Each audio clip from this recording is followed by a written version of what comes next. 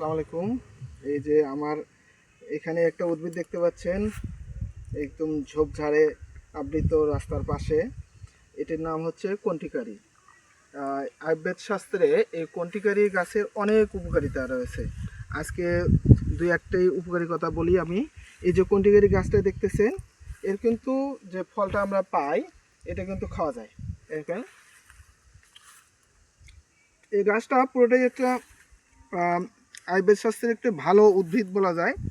এর পাতা মূল যদি রোদে শুকিয়ে পাউডার করে আমরা নিয়মিত খেতে পারি, সেক্ষেত্রে আমাদের যাদের কোষ্ঠকাঠিন্য সমস্যা রয়েছে, শ্বাসকষ্ট সমস্যা রয়েছে, দেখা যায় যে নিঃশ্বাস নিতে সমস্যা হচ্ছে, সেই ক্ষেত্রে এই এই উদ্ভিদটার মূল, পাতা এবং ডাল রোদে শুকিয়ে গুঁড়ো করে আমরা যদি নিয়মিত খেতে পারি, তাহলে কিন্তু অনেকাংশে ভালো হবে। ঠিক আছে।